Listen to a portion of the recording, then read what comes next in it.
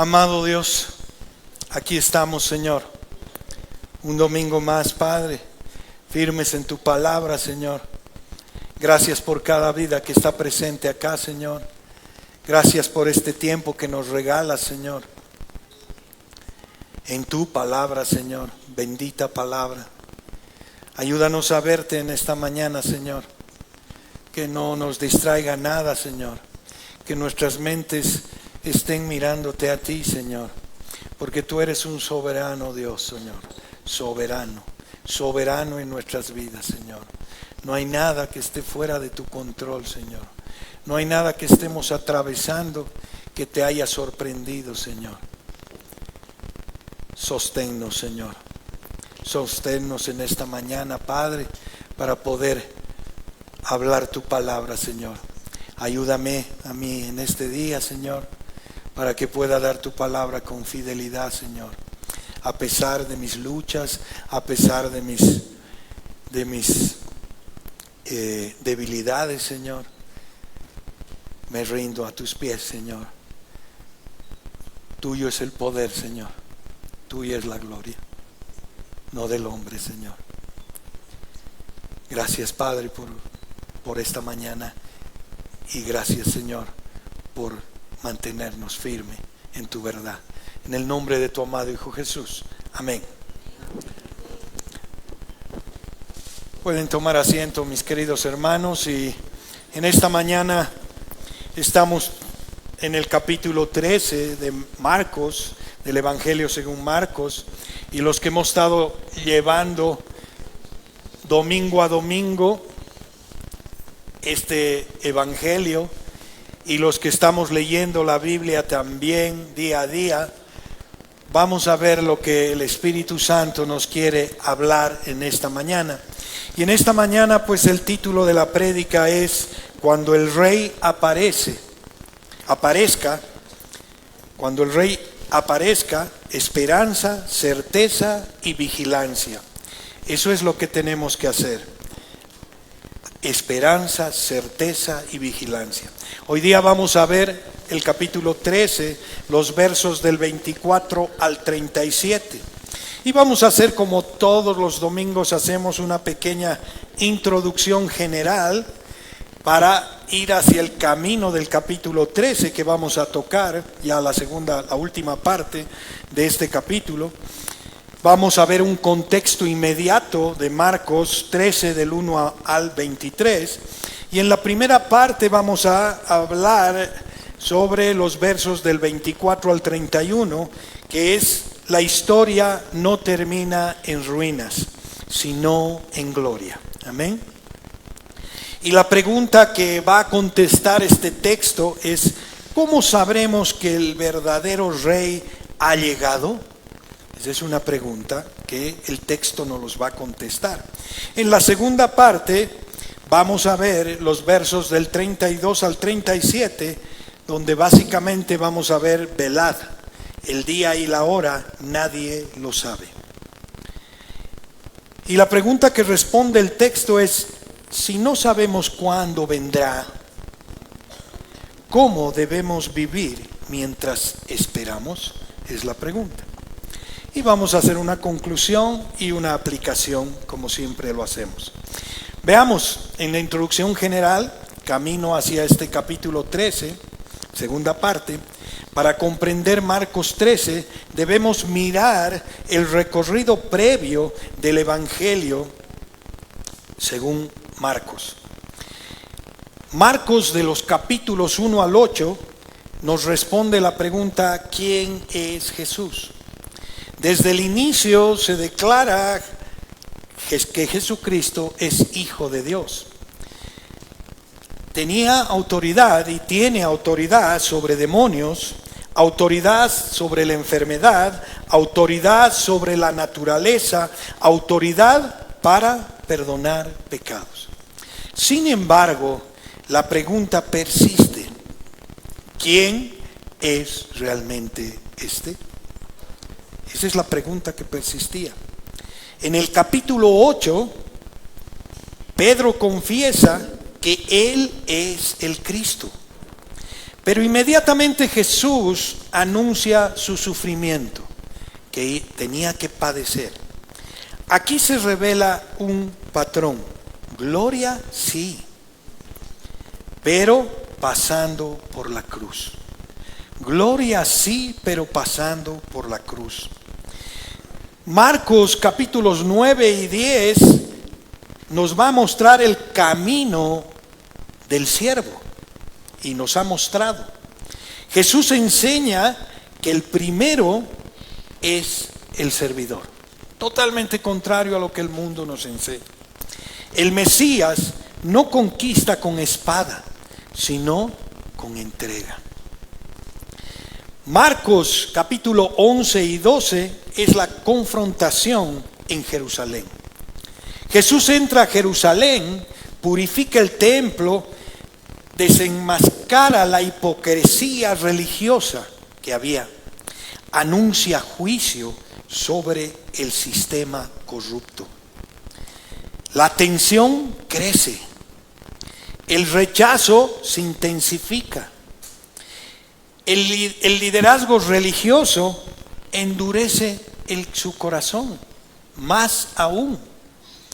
El capítulo 13 surge sobre ese clima que les estoy mencionando. Y el contexto inmediato de Marcos 13, del 1 al 23, que lo hemos visto ya las anteriores semanas, Jesús sale del templo. Los discípulos admiran su grandeza arquitectónica del templo. Y Jesús responde: no quedará piedra sobre piedra. En el monte de los Olivos, frente al templo, 4 discípulos preguntan: ¿cuándo sucederán estas cosas?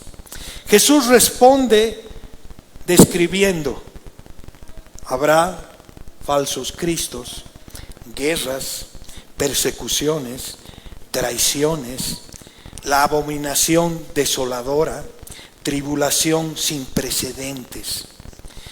El año 70 después de Cristo, que lo hemos visto la anterior semana, confirmaría la caída de Jerusalén bajo el imperio romano. Pero el discurso no se agota aquí. El Señor advierte: no se dejen engañar. Está hablando a la iglesia, hermanos. No se dejen engañar. No corran detrás de señales falsas. No interpreten cada crisis como el final. Primero, prepara a sus discípulos para soportar. Eso es lo que hace Jesús. Está preparando a los discípulos para soportar. Luego, levanta la mirada hacia algo mayor. Y aquí entramos a la primera parte de lo que vamos a ver hoy. La historia no termina en ruinas, sino en gloria.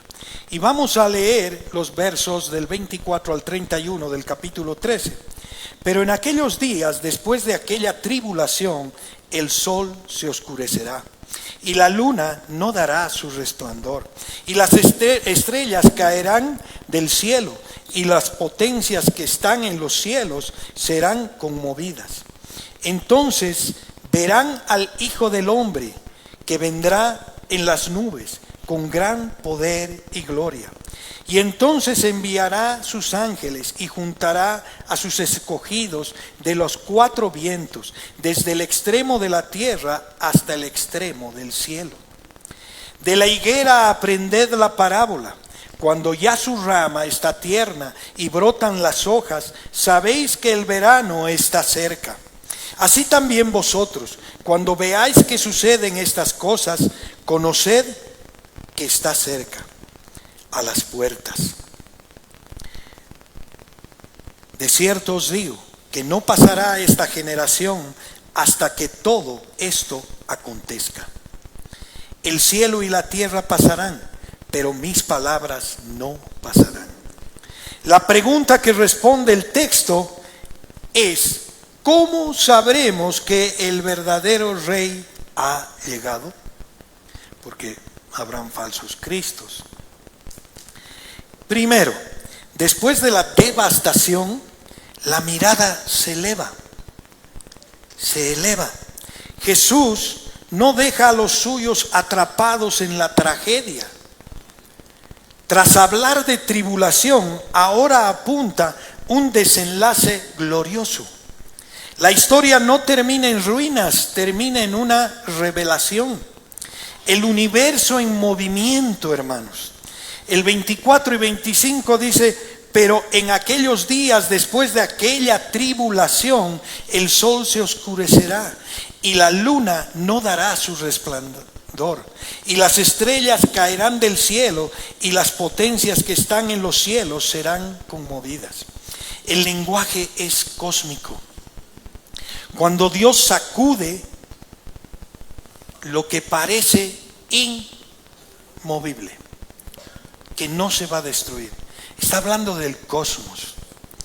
En la Escritura, cuando el sol se oscurece y los cielos tiemblan, el mensaje es claro: Dios ha decidido actuar.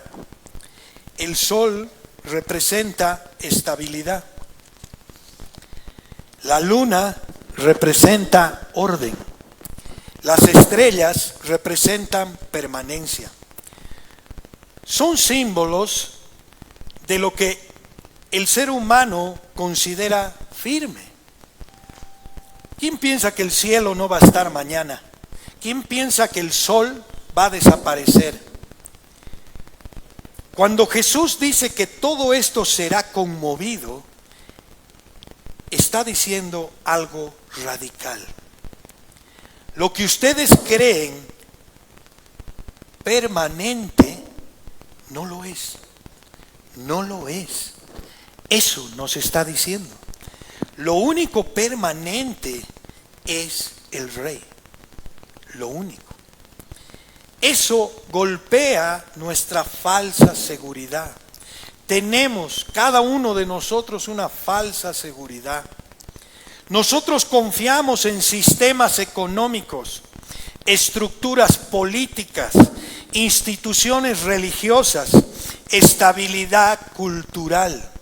En eso confiamos. Pero cuando Dios irrumpe, todo esto tiembla. No es un ajuste político, hermanos. Jesús no está hablando de un cambio de imperio, una reforma social, una revolución humana. La humanidad vive esperando el próximo cambio, ¿o no? Todos queremos un cambio, que suceda algo, que se arregle todo de una vez. En cada uno de nuestros problemas del día a día, eso queremos, que se arreglen. Siempre creemos que el problema es el sistema. Pero el texto claramente dice algo contundente. El problema no es solo estructural, es moral, es espiritual. Perdón.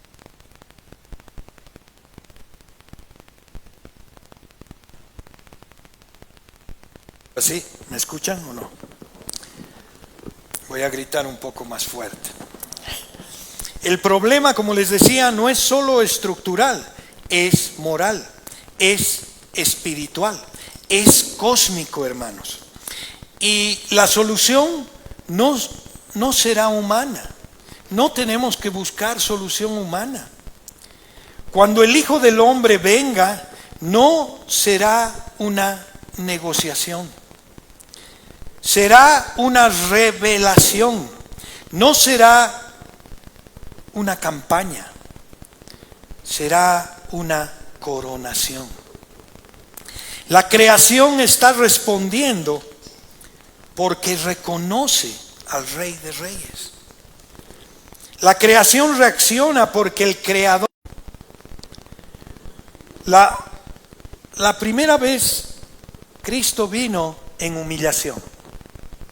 La segunda vez vendrá en autoridad manifestada. Esto confronta una visión doméstica de Jesús. Muchos conocen a Jesús amable, lleno de amor. Pocos contemplan a Cristo cósmico. El texto nos obliga a levantar la mirada, hermanos. El que fue rechazado en Jerusalén es el Señor del universo. El colapso de lo visible revela lo invisible. Cuando el sol se oscurece, lo que normalmente domina el cielo deja de hacerlo. Es como si Dios apagara las luces del escenario para que solo la figura de Él quede iluminada. El Hijo del Hombre. Aquí hay una verdad pastoral poderosísima.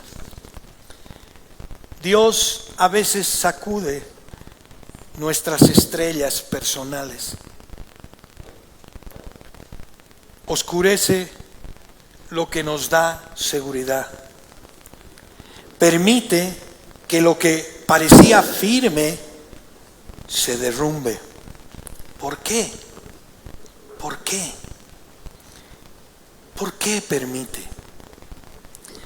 Hermanos, para que entendamos que nuestra confianza estaba mal colocada.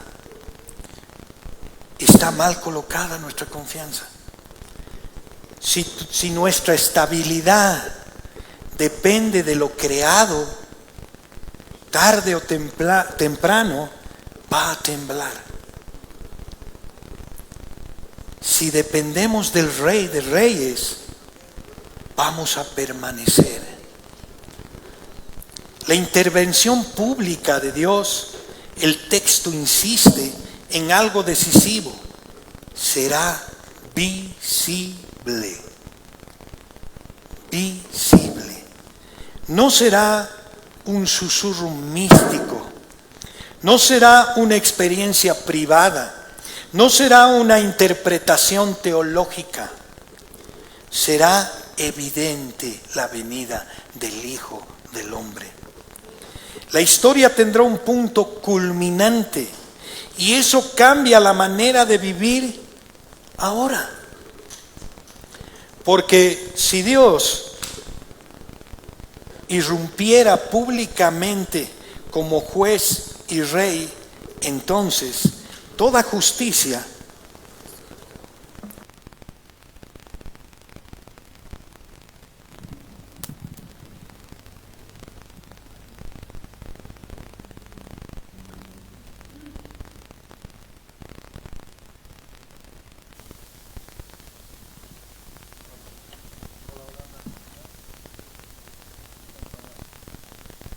Hola. Ok, sigamos. Porque si Dios irrumpiera, es lo que decía, públicamente como juez y rey, entonces toda injusticia tendrá respuesta. Toda fidelidad será reconocida. Toda hipocresía será expuesta. Esto no es un mensaje para especular, hermanos, porque a veces especulamos mucho, sino para temblar correctamente. No temor que nos paralice, temor reverente. La confrontación directa para cada uno de nosotros aquí en este texto nos coloca frente a un espejo, hermanos. Clarísimo. ¿Cuál es ese espejo? ¿Dónde están nuestras seguridades? Eso debemos preguntar. ¿Dónde están nuestras seguridades? ¿Qué sol gobierna nuestro sistema interior? ¿Qué estrellas estamos admirando? ¿Qué estructuras creemos que son intocables?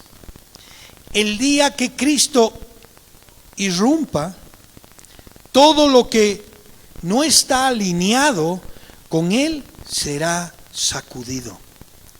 La pregunta no es si los cielos se van a conmover. La pregunta es si nuestro corazón está anclado en lo inconmovible.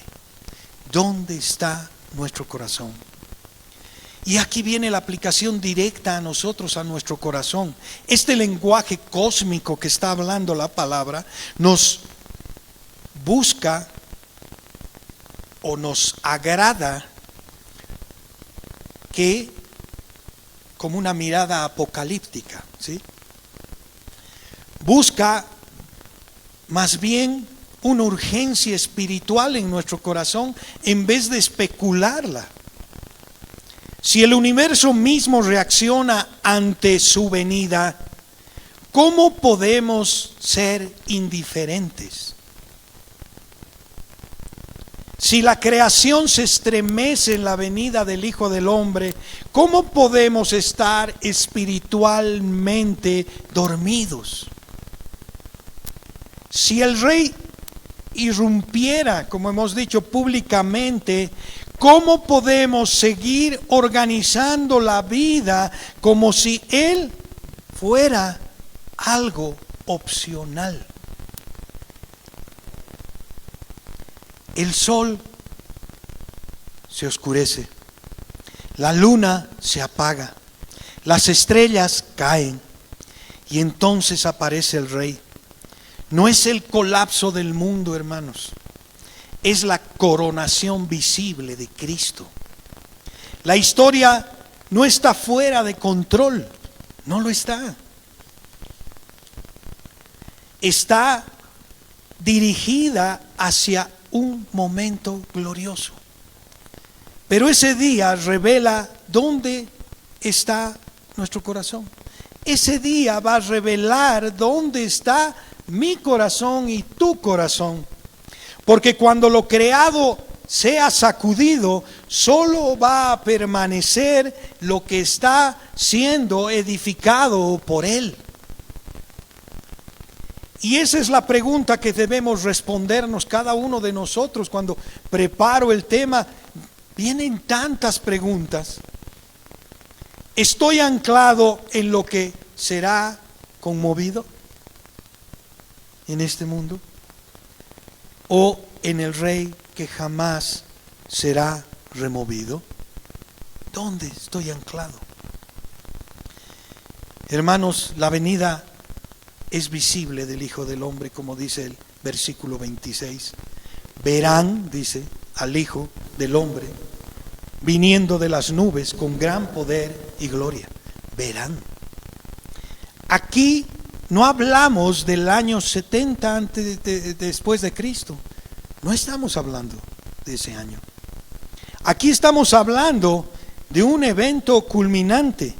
Eso no ocurrió en Jerusalén. Eso pertenece al futuro definitivo, la venida de Cristo. Será imposible ignorarlo. No será un rumor, no será una interpretación privada, no será una experiencia subjetiva. La creación entera va a reaccionar. El mismo Jesús rechazado será reconocido universalmente. La humillación dará paso a la vindicación pública. Y el 27 habla de la reunión final, cuando Jesús declara que enviará a sus ángeles para reunir a sus escogidos. No está describiendo un detalle secundario del fin, no. Está revelando el momento más esperado de la historia redentora de cada uno de nosotros. No es simplemente el cierre del ciclo, es el abrazo definitivo entre el Rey y los suyos, los escogidos. Los ángeles juntarán a los escogidos. tenemos que observar la iniciativa. No somos nosotros quienes lo vamos a encontrar a Él. Miren, ¿quién junta a los escogidos? Sus ángeles. Es Él enviando a buscarnos. Eso es tremendo, hermanos. Porque nosotros pensamos que ya estamos. No, Él. Eso habla de su elección soberana. Él es soberano. Habla del amor incondicional. Habla de la fidelidad inquebrantable de Dios. Los ángeles vendrán desde los cuatro vientos, dice, desde el extremo de la tierra hasta el extremo del cielo. Nadie quedará olvidado, ningún redimido será extraviado.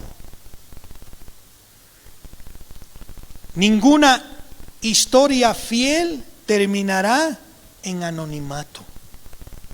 Eso es para saltar de alegría si estamos en Él. Esto nos lleva a admirarlo, a saber que la obra es completa de Él. El mismo Señor que sostiene las galaxias enviará mensajeros para recoger a cada uno de los suyos. No somos una masa atómica, hermanos. Somos posesión preciosa de Cristo. El peregrinaje, hermanos, va a terminar. Aquí hay algo profundamente pastoral, hermanos. Toda la Biblia describe al creyente como peregrino, extranjeros, forasteros, caminantes, eso nos dice que somos. Vivimos en tensión constante. Amamos a Dios en un mundo que no lo ama, en un mundo que lo aborrece. Anhelamos justicia en un mundo que vive injusticia. Buscamos pureza en un mundo lleno de corrupción. Pero ese día, hermanos, la travesía va a concluir. La lucha cesa. La resistencia termina. No habrá más despedidas. No habrá más hospitales. No habrá más lágrimas ocultas en oración nocturna. Porque ahí es donde nos derramamos. No, Él vendrá. El peregrinaje terminará porque el hogar finalmente se abre. Eso, hermanos, es precioso, hermoso. Eso es glorioso. Eso es seguro. La fe se convierte en vista. Lo voy a ver. Vivimos creyendo lo que no vemos. Confiamos en promesas invisibles. Esperamos lo que aún no se ha manifestado. Pero ese día, la fe ya no será necesaria. Lo voy a ver. Veremos al Hijo del Hombre, no por símbolos, hermanos, no por metáforas, no por predicación. Lo veremos, lo veremos. Aquello que sostuvo nuestra perseverancia en los días oscuros será una realidad visible. Esto no es fantasía espiritual, hermanos. Esto es lo que va a suceder. Es la culminación del plan eterno de Dios. La fe no fue ingenuidad, hermanos. Fue un anticipo. Eso es la fe. Un anticipo de lo que viene. La certeza. Él viene. La dispersión termina en reunión. Nos va a reunir. Desde Génesis la humanidad ha sido dispersada. El pecado separa, hermanos, separa familias, separa iglesias, separa todo el pecado. Divide, rompe. Incluso la iglesia vive dispersa geográficamente, culturalmente, históricamente. Pero ese día, hermanos, habrá una reunión final. Un solo pueblo, un solo rey, una sola celebración. La soledad terminará, hermanos. La fragmentación terminará. La separación terminará. Lo que hoy vivimos parcialmente será en plenitud. Wow, si no te emociona esto, si no te pone los pelos de punta de ver al Rey de Reyes, hermanos, el dolor termina en restauración. Aquí debemos detenernos un poco, porque muchos cargan heridas profundas, muchos de nosotros, injusticias no resueltas, oraciones aparentemente no respondidas, sacrificios invisibles. El texto no promete un alivio superficial, hermanos. Promete una restauración total. No es simplemente que el dolor cese, es que será redimido, redimido. Cada lágrima tendrá sentido. Cada lágrima va a ver que ha sido derramada. Va a ver, vamos a verlo. No fue en vano. Cada fidelidad escondida será honrada. Cada renuncia por Cristo será vindicada. Cada vez que no lo he negado. Esto es bellísimo, hermanos. Pero ahora viene la confrontación para cada uno de nosotros. Seguridad que consuela y a la vez confronta. Esta escena produce dos cosas, hermanos: admiración y examen.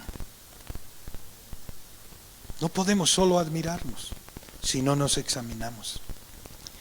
Pero el texto habla de sus escogidos. No habla de simpatizantes, hermanos. No habla de religiosos culturales. No habla de asistencias ocasionales. No. Habla de los que le pertenecen. Aquí el corazón engañoso, nuestro corazón, se incomoda. Nos gusta la idea de reunirnos todos juntos. Nos gusta la imagen de la gloria. Pero evitamos la pregunta esencial: ¿realmente pertenezco al Rey que vendrá? ¿Realmente pertenezco? El corazón humano es experto en autoengañarse. Puede emocionarnos, nos emocionamos. Nos emocionamos con la escatología, que Cristo viene. Y podemos seguir viviendo con lealtades divididas. Podemos cantar sobre su regreso y organizar la vida como si esta tierra fuera permanente. Y aquí hay un examen profundo de nuestros corazones. Si realmente anhelo ser reunido con Él, entonces, y aquí viene el entonces, ¿por qué amo tanto lo que será sacudido? ¿Por qué? ¿Por qué amo tanto este mundo? ¿Por qué amo tanto lo que he logrado? ¿Por qué tolero pecados que entristecen al Rey? ¿Por qué? No debemos tolerar pecados, hermanos, en la iglesia.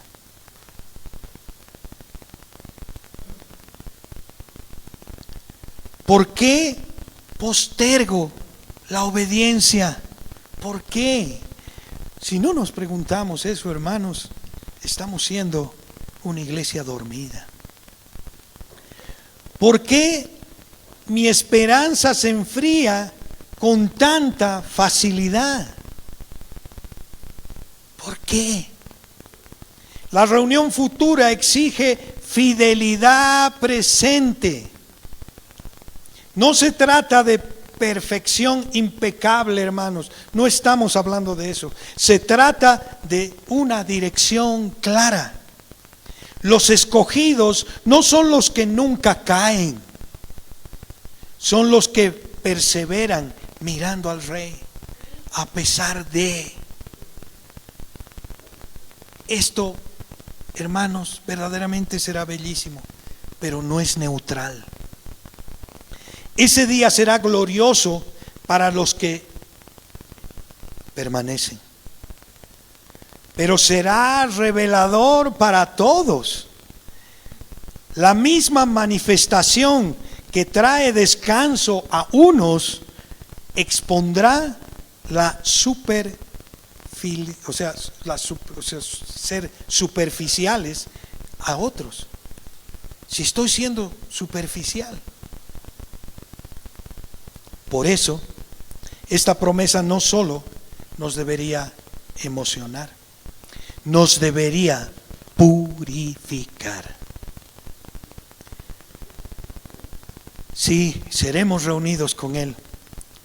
Seremos reunidos con Él si vivimos hoy como quienes ya le pertenecemos.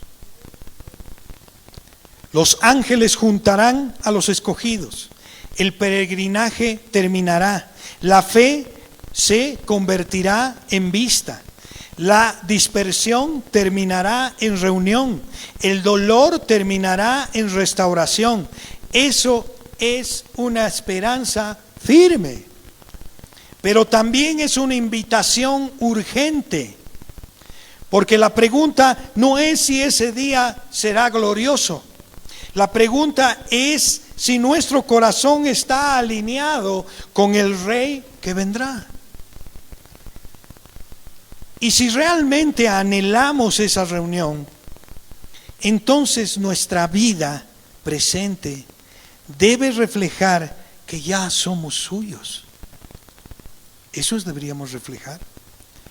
Y ahí viene la parábola de la higuera, ¿no? Del 28 y 29, que dice: de la higuera aprended. De la higuera aprended la parábola. Cuando ya su rama está tierna y brotan las hojas, sabéis que el verano está cerca. Así también vosotros, cuando veáis que suceden estas cosas, conoced que está cerca a las puertas. Así como las hojas anuncian verano, las señales anuncian cercanía.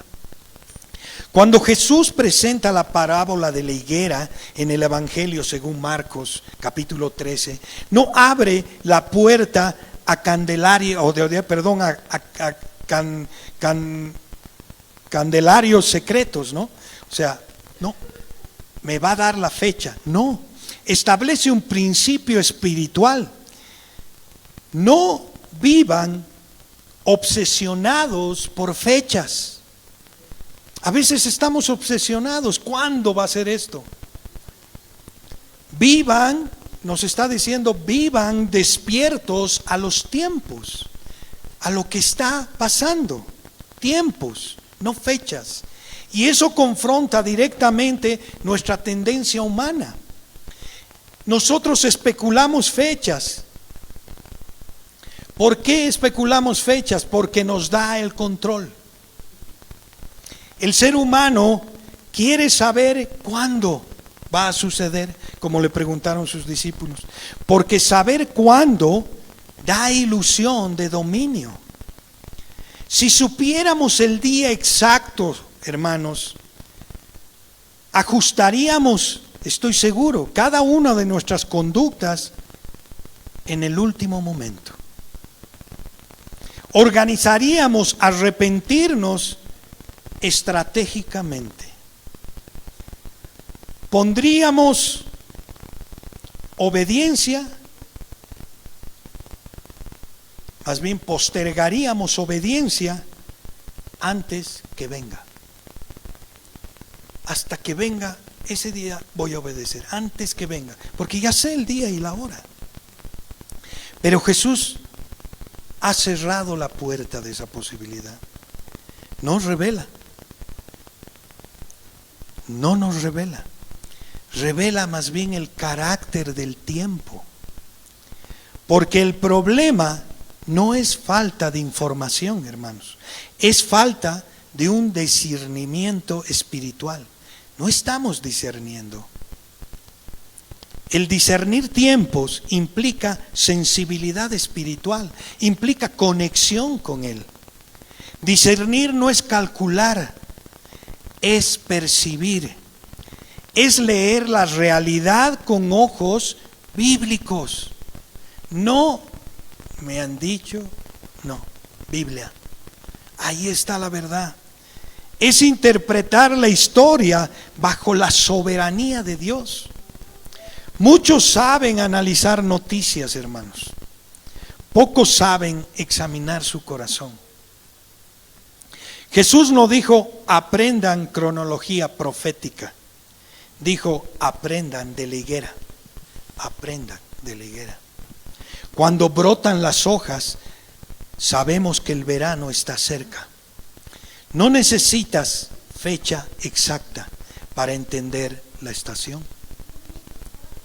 Así también el aumento del engaño, la presión contra la fe, la frialdad espiritual, la aceleración moral del mundo, no son para entrar en pánico, son para despertar, hermanos.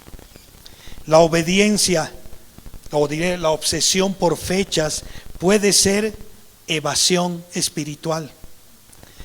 Y en esto hay que ser honestos. A veces hablar de fechas es más fácil que hablar de santidad. Es más emocionante debatir escenarios futuros que examinar nuestros pecados presentes. ¿O no? Es más cómodo discutir escatología que rendir áreas ocultas al Señor. Y eso hay mucho en la iglesia. La especulación distrae, hermanos.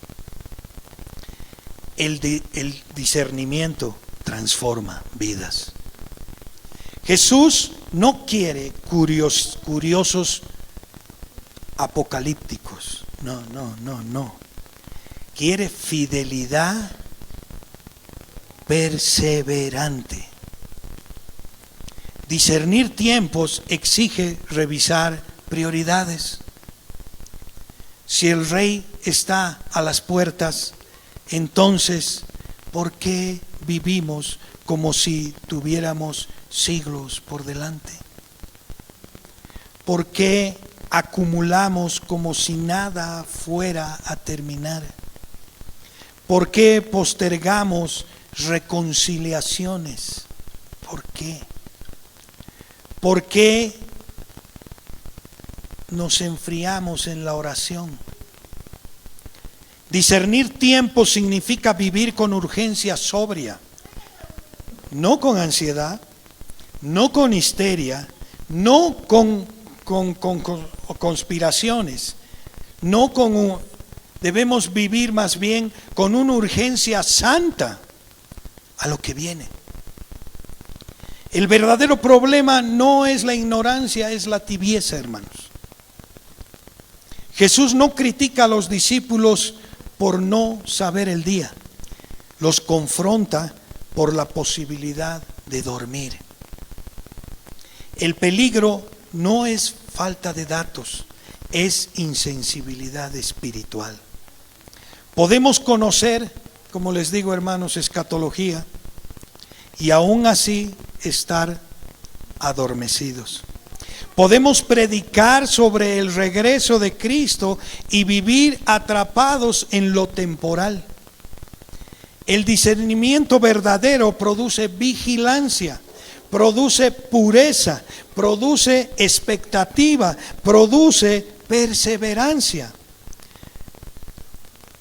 Si no produce eso, hermanos, no es discernimiento, es entretenimiento religioso. Me estoy entreteniendo, estoy cubriendo los huecos simplemente.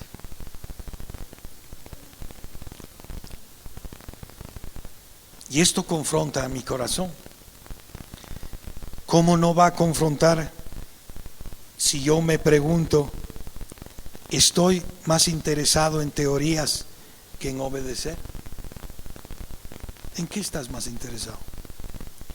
¿Uso la doctrina del regreso de Cristo como conversación o como transformación? ¿Mi vida refleja que creo en Él y creo que Él está por venir? Porque si realmente creemos que el Rey está a las puertas, no jugaríamos con el pecado, hermanos. No jugaríamos. No trataríamos la gracia como permiso de pecar. No. No viviríamos con prioridades eternamente postergadas. Ya lo voy a hacer algún rato, cuando tenga tiempo. Discernir tiempos significa entender que la historia avanza hacia un clímax. Y cada día, hermanos, es una oportunidad menos para responder si no hago nada. La atención correcta, Jesús no elimina la esperanza futura, la va a intensificar, la intensifica, pero la coloca donde debe estar, hermanos, no en cálculos, sino en carácter. El verdadero creyente no vive preguntando, ¿será este año? Vive preguntando, si viniera hoy, ¿me hallaría fiel? Esa es una pregunta muy dura. Si viene hoy, ¿me hallaría haciendo su voluntad?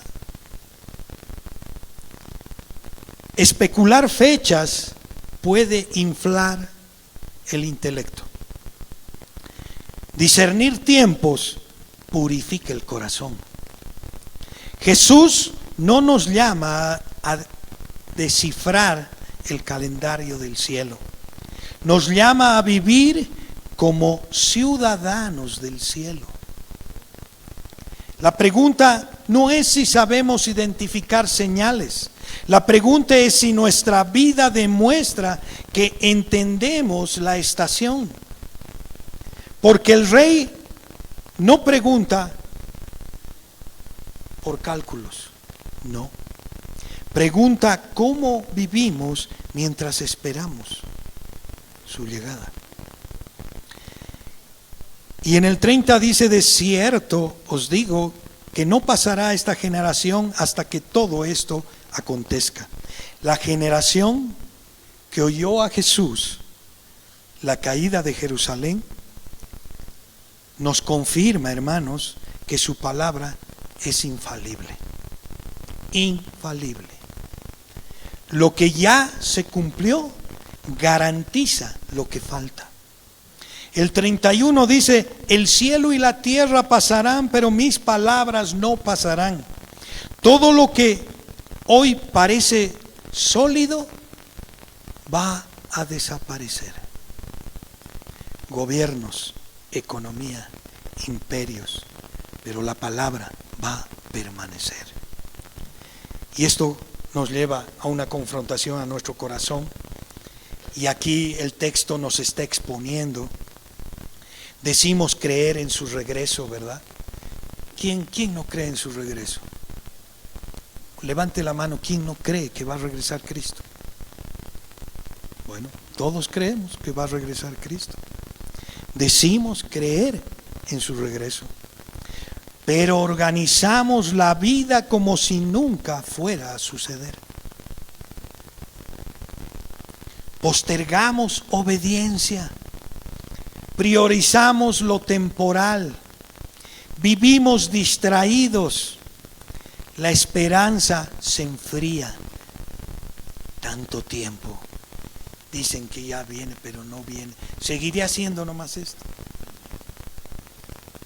Pero hermanos, hay algo 100% seguro: veremos su rostro, por su venida gloriosa o por nuestra partida,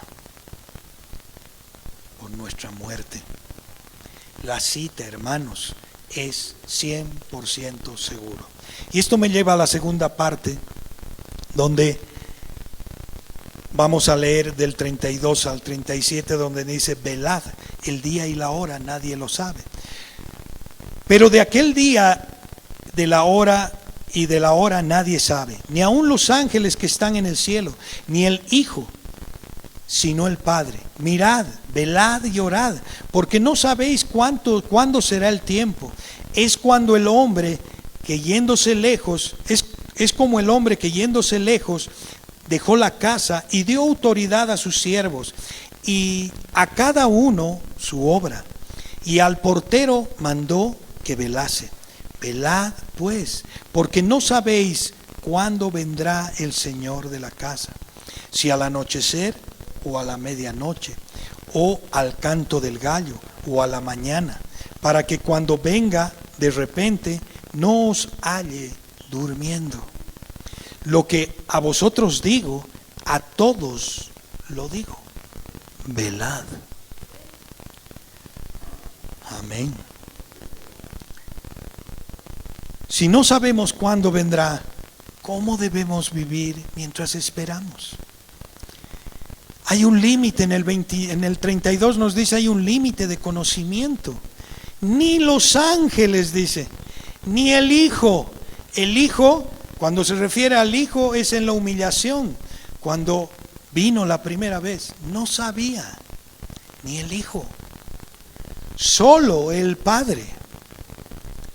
Esto elimina toda arrogancia profética, hermanos. Dejemos de especular del día y la hora. El cristianismo no vive obsesionado, o el cristiano no vive obsesionado por fechas. Vive en la fidelidad diaria de Dios. El llamado central está en el 33 y el 35. El llamado central es velad. Velad. La imagen es clara, hermanos. Un hombre se va, dice, ¿no? Se va y deja a sus siervos encargados. Cada uno tiene una tarea. Cada uno de nosotros tiene una tarea que nos ha dejado encomendada. El portero debe vigilar. Velar no es ansiedad, hermanos. Es responsabilidad. ¿Qué estás haciendo con lo que escuchas? ¿Dónde están tus frutos? Te ha dado una responsabilidad. Cada vez que escuchas la palabra de Dios, hay algo que te está diciendo. ¿Qué estás haciendo con eso? No es especulación, es constancia. El peligro que venga de repente y que nos halle durmiendo. Ese es el peligro. Para que, el 36 dice, para que cuando venga de repente no os halle durmiendo. Dormir aquí no es un descanso físico, hermanos, es una indiferencia espiritual, es acostumbrarse al mundo, es perder sensibilidad, es enfriar el corazón. Y hay un cuadrito que lo he hecho, y si lo puede poner, está en la segunda hoja de lo que he mandado, pero se los voy a ir leyendo. Es la advertencia de Jesús a la indiferencia espiritual. ¿Qué significa espiritualmente? Es pérdida de urgencia de lo eterno. Ya he perdido la urgencia de lo eterno. ¿Cómo se manifiesta hoy en la iglesia? Reuniones llenas, pero sin hambre real de Dios. La señal visible, hay un culto correcto, pero sin quebranto. El quebranto no es llorar, hermanos. El quebranto es dejar mi pecado, porque me quebranta, me rompe, porque es lo que yo amo, pecar. Esa es mi naturaleza. Por eso Él dice, el que quiera seguirme, tome su cruz y niéguese a sí mismo. Quebranto. Raíz del problema, amor enfriado. Advertencia de Jesús, acostumbrarse al mundo. ¿Qué significa espiritualmente acostumbrarse al mundo? Normalizar lo que antes era pecado. No podemos ser tolerantes con el pecado. Pecado es pecado. Tenemos que mostrarlo. ¿Cómo se manifiesta en la iglesia de hoy? Tolerancia a las prácticas claramente antibíblicas. Toleramos todo. Señal visible, justificación cultural constante. Raíz del problema, deseo de aceptación. Queremos ser aceptados en todo lado. No nos gusta ser rechazados.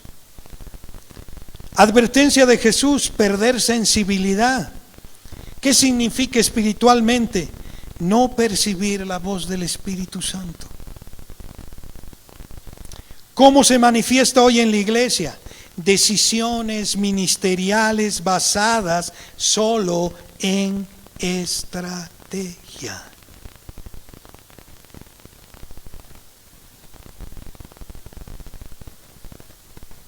Niégate a ti mismo. ¿Sabes? Esa palabra me ha quedado en mi mente y me golpea cada día. Todo lo bueno que puedo ser yo, mi profesión, todo lo que he aprendido y es buena. ¿Sabes qué me dice? Negala. Porque no quiero nada tuyo. Nada. Absolutamente nada. Yo no pongo un remiendo nuevo a algo viejo. No. Tenemos que entender, hermanos. Señal visible de la pérdida de sensibilidad: mucha planificación, poca oración. Raíz del problema: confianza en métodos humanos. Advertencia de Jesús: enfriar el corazón. ¿Cómo se enfría? ¿Qué significa espiritualmente? Devoción mecánica. Hoy leo la Biblia, hoy oro el almuerzo, hoy hago esto, mecánico. ¿Cómo se manifiesta en la iglesia? Oración reducida a una formalidad.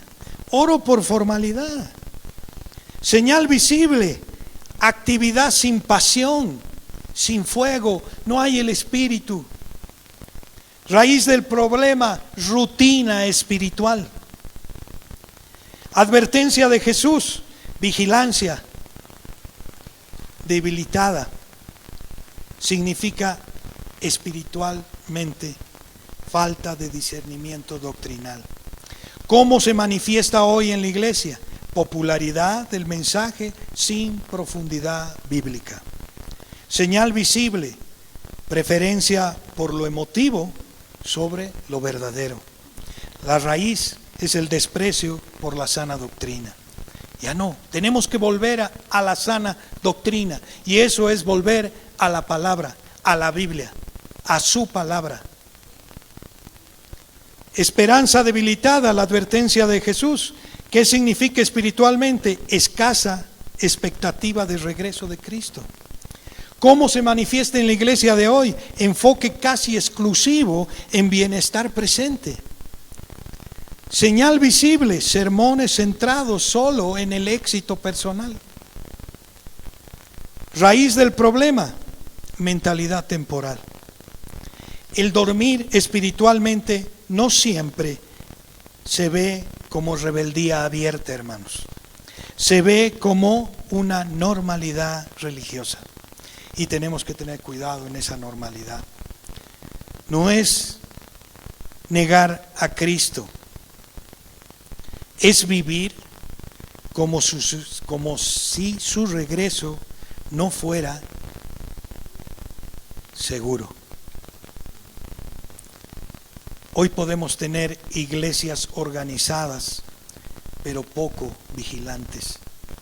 Programas súper activos, pero corazones adormecidos. Música intensa, pero vidas tibias. El peligro no es persecución, es comodidad. Señales internas del sueño espiritual. ¿Me inquieta menos el pecado que antes? Esa es una pregunta. ¿Me conmueve menos la cruz? ¿He perdido urgencia por las almas? ¿Estoy predicando? ¿Mi tiempo con Dios es negociable? ¿La eternidad dejó de ser un factor en mis decisiones? Y hermanos, si no nos damos cuenta cómo estamos viviendo y si realmente estamos mirando donde Él quiere que miremos, en su independencia total, rindiendo cada uno de nuestros corazones, tomando nuestra cruz y siguiéndolo, entonces estamos dormidos espiritualmente. Examinar si mi esperanza está viva o fría es nuestra obligación hoy. Confesar áreas donde vivo como si el tiempo fuera infinito. Recuperar una vida de vigilancia, velad. Recuperar una vida de oración, recuperar una vida de obediencia, recuperar una vida de sensibilidad al Espíritu. El regreso de Cristo nos despierta, hermanos. La iglesia está adormecida, hermanos. Y esta es una exhortación desde el púlpito a cada uno de ustedes, desde mi persona, que me exhorta. A veces nos acomodamos. Yo ya predico todos los domingos, de domingo el otro el hermano Bruce, ya está, me he acomodado. No. Él quiere otra cosa. Y como iglesia tenemos que mirar los tiempos. Él va a regresar glorioso, pero ese día va a develar cada uno de nuestros corazones. Y saben qué, hermanos, no podemos tolerar el pecado en la iglesia. Si hay pecado en la iglesia, debemos declararlo. Debemos. Él es un Dios santo, santo. Quiere santidad. No somos santos nosotros, Él es el santo. Pero cuando lo miramos y nos miramos, ese espejo nos hace confesar nuestro pecado oculto. Pongámonos de pie, hermanos, porque hoy es el día de despertar. Hoy es el día de revisar cada uno de nuestros corazones. Hoy es el día de vivir como quienes estamos esperando la venida del Rey de Reyes. No podemos estar dormidos. Y aquí la orden es velad, velad, velad. ¿Estamos velando, hermanos? ¿Estamos velando en su palabra? ¿Estamos velando en la oración? ¿Estamos velando en la obediencia? Oh Señor, aquí estamos, Señor, anhelando tu venida, Señor, esperanzados, Señor. Pero esa esperanza nos muestra también nuestro corazón, Señor.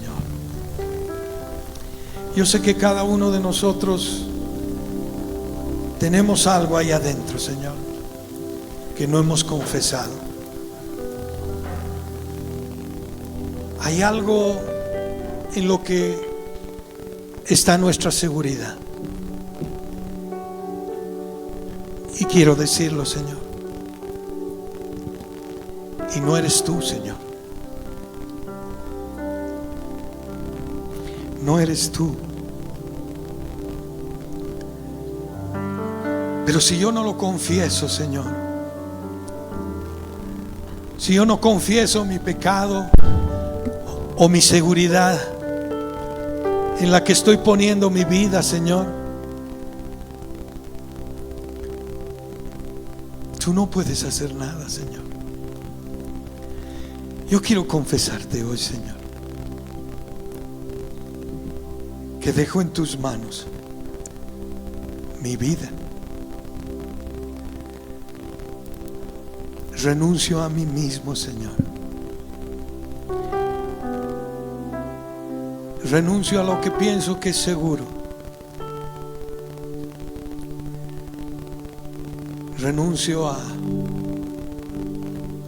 mi seguridad familiar, Señor,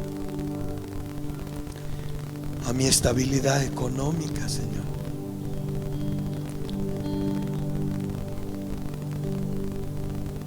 Y quiero rendirme a tus pies, Señor. Y quiero agarrarme de tus manos y pedirte perdón, Señor. Mi corazón no es bueno, Señor.